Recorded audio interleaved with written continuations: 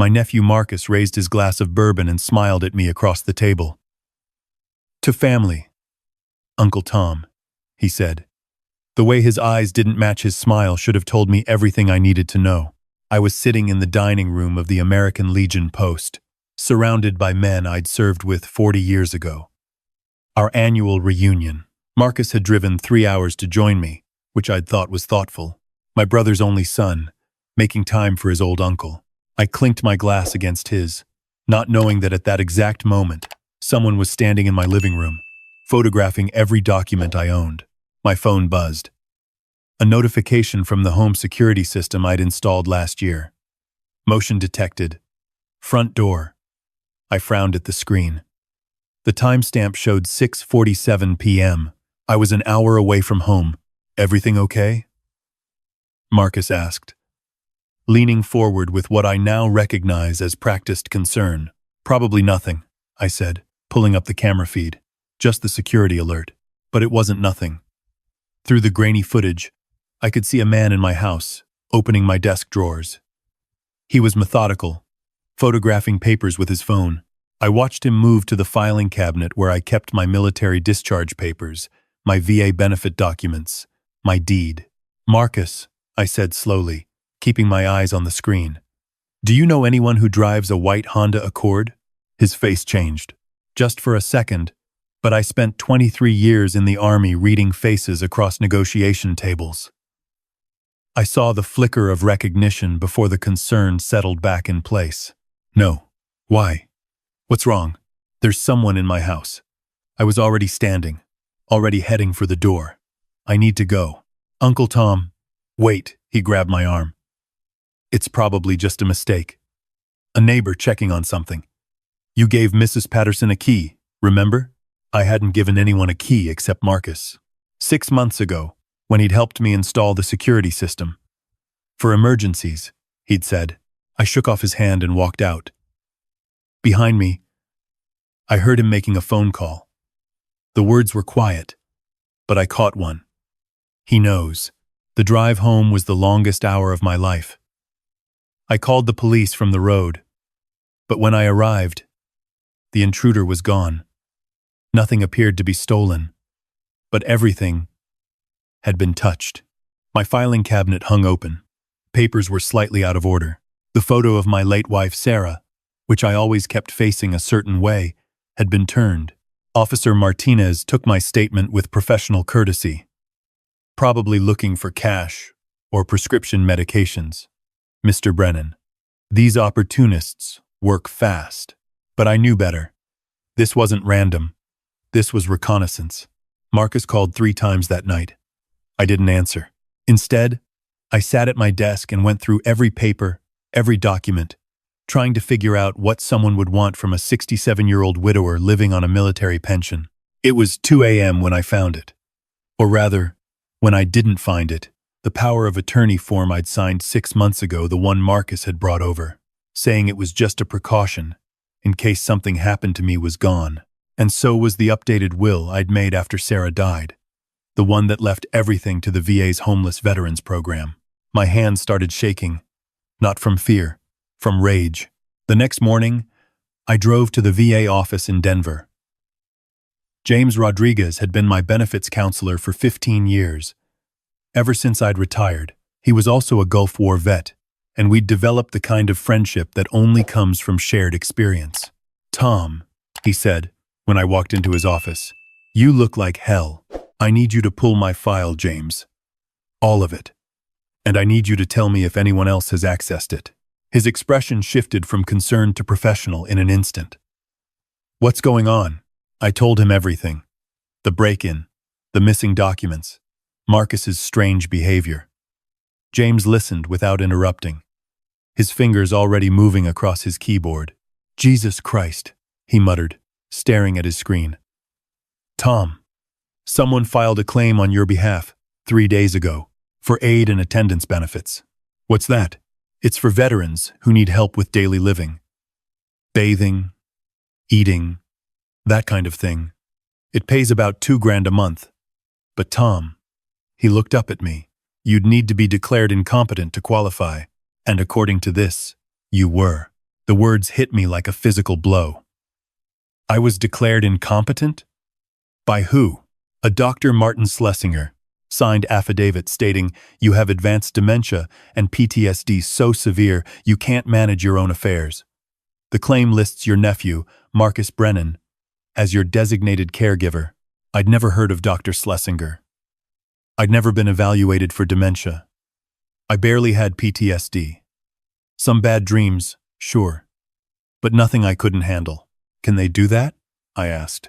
Just declare me incompetent without me knowing? Not legally, no. But if they have that power of attorney you signed, James pulled up another screen.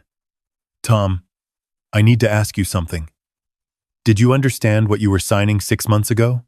Marcus said it was standard stuff. In case I had a medical emergency and couldn't make decisions. He said his lawyer friend drew it up as a favor. Did you read it?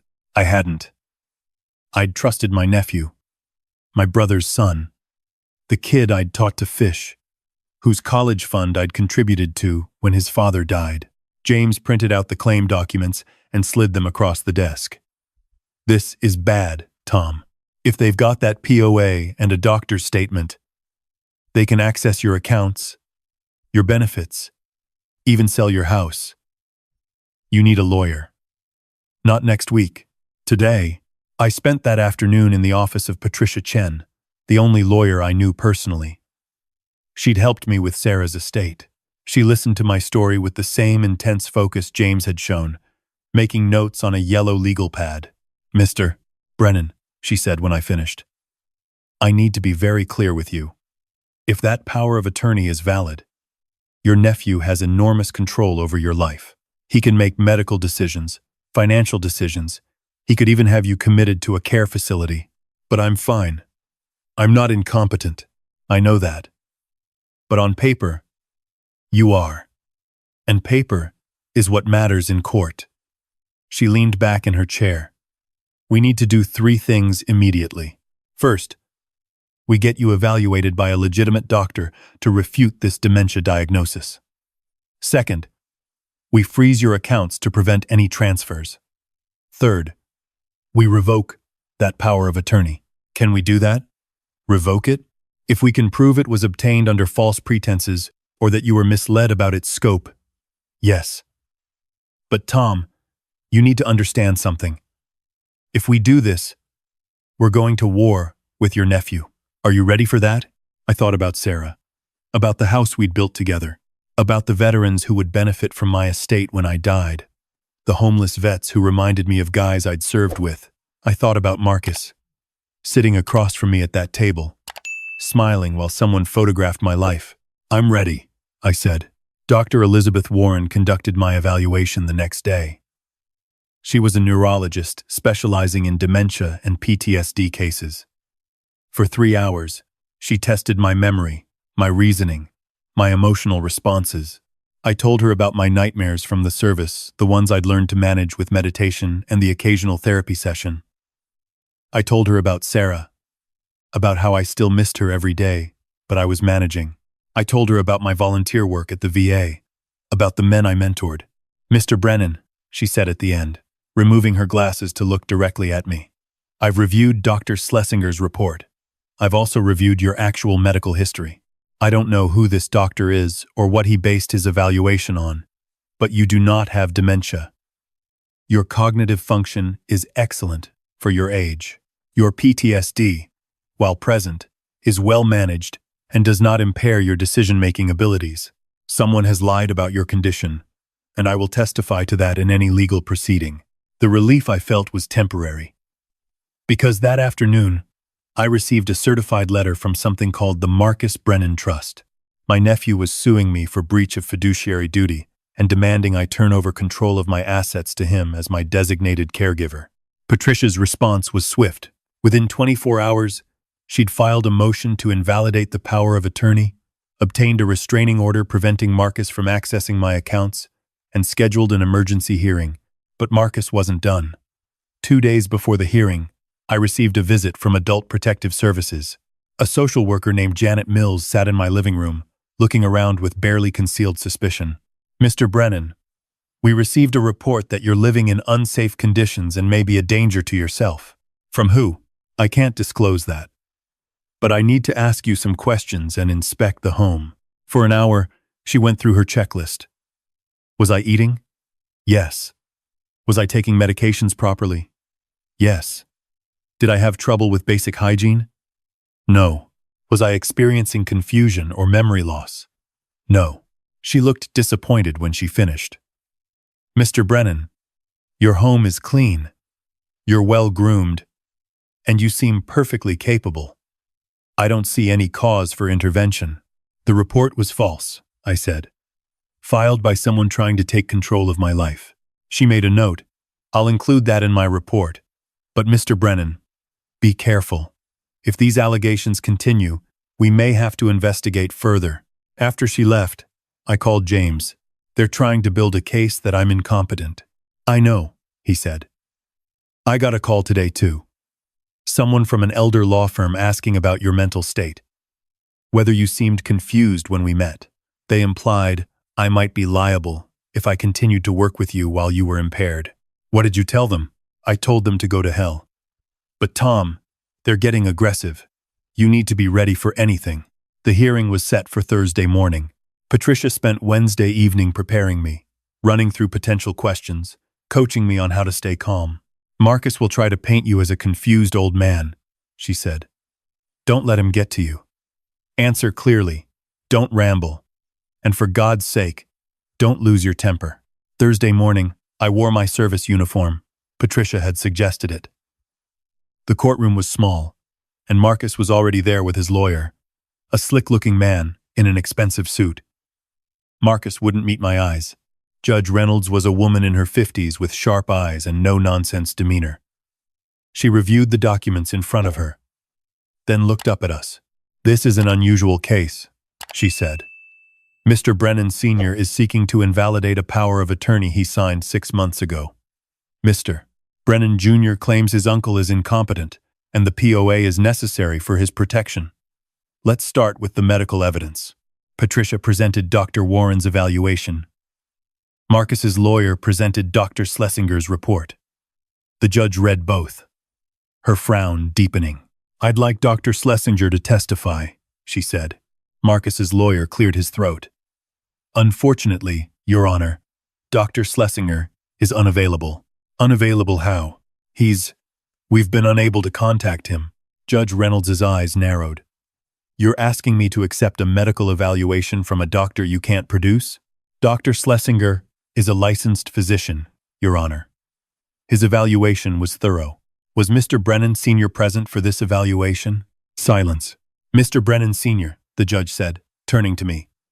Did you ever meet with Dr. Schlesinger? No, Your Honor. I've never heard of him until this week. The judge looked at Marcus. Mr. Brennan Jr., how did Dr. Schlesinger evaluate your uncle without meeting him? Marcus's lawyer jumped in. Your Honor, Dr. Schlesinger based his evaluation on medical records and interviews with family members. That's not how dementia diagnoses work, Counselor. Judge Reynolds set down the papers. I'm troubled by this. Very troubled. But let's continue. Mr. Brennan Sr., tell me about signing this power of attorney. I told her everything. How Marcus had brought it to me, saying it was standard precautionary paperwork. How he'd emphasized it was just for emergencies. How I'd trusted him because he was family. Did you have independent legal counsel review it before signing? No, Your Honor. Marcus said his lawyer friend had drawn it up. I trusted him.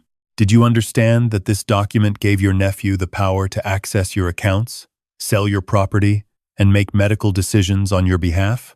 No, Your Honor. If I'd understood that, I never would have signed it.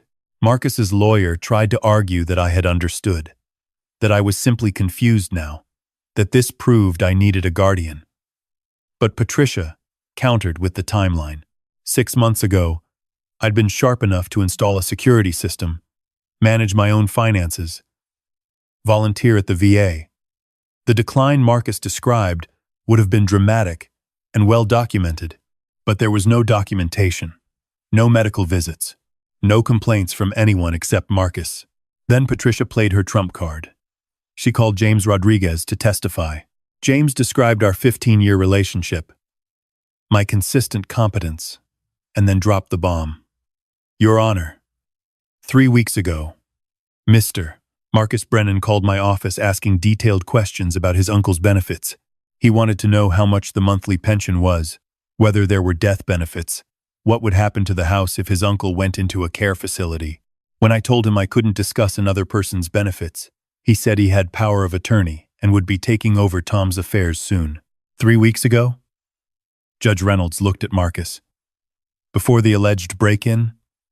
Before the incompetency claim? Marcus's face went red. His lawyer scrambled. Your Honor, my client was simply being prudent, planning for future contingencies, or planning to manufacture those contingencies, the judge said coldly. She turned to me. Mr. Brennan Sr., I want to ask you directly. Do you want your nephew to have power of attorney over your affairs? No, Your Honor. Absolutely not. Why not? I looked at Marcus for the first time since entering the courtroom. Because he doesn't care about my welfare. He cares about my assets. And I'd rather die homeless than let him profit from my death. The judge was silent for a long moment. Then, she spoke. I'm invalidating the power of attorney effective immediately. Mr. Brennan Jr., you are to have no access to your uncle's financial accounts, medical records, or property. The incompetency claim is denied. Furthermore, I'm referring this matter to the district attorney's office for investigation into possible fraud and elder abuse. Marcus stood up. Your Honor, you don't understand. Sit down, counselor, she said to his lawyer. And advise your client that anything he says right now can and will be used against him in a criminal proceeding. I felt Patricia's hand on my arm, steadying me. I hadn't realized I was shaking, but it wasn't over. As we left the courtroom, Marcus caught up to me in the hallway. You're making a mistake, Uncle Tom, he said. His voice was quiet, almost sad. I was trying to help you. Help me? I turned to face him. You broke into my house. You forged a medical diagnosis. You tried to have me declared incompetent. You're old, he said. You're alone. Something could happen to you. And then what? The state takes everything? I was protecting our family's assets. Your father would be ashamed of you. His face hardened. My father left me nothing. He spent everything on you, supporting you through college, helping you buy your first car. And what did I get? A college fund that barely covered 2 years. You owe our family, Uncle Tom. You owe me. I'd never known he felt this way. Never known the resentment had been building for decades. Your father helped me because I was his brother, I said quietly. Just like I helped you because you were his son. But I don't owe you my life, Marcus, and I sure as hell don't owe you my death benefits. He walked away without another word. That night, Patricia called. Tom, you need to know something. I did some digging into Dr. Schlesinger. He's real. But his license was suspended 2 years ago for filing fraudulent disability claims. He's been working with a network of people who target elderly veterans, getting them declared incompetent so their relatives can access benefits.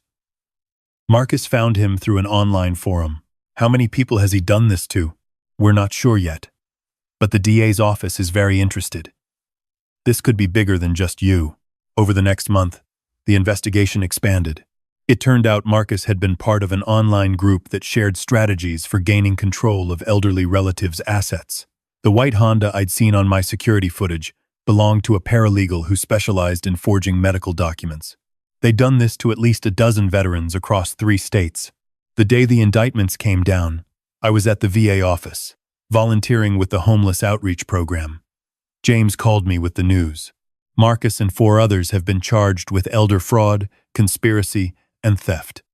The paralegal flipped on everyone to get a lighter sentence. She had emails, text messages, the whole conspiracy laid out. Tom, you broke open a major fraud ring. I should have felt triumphant.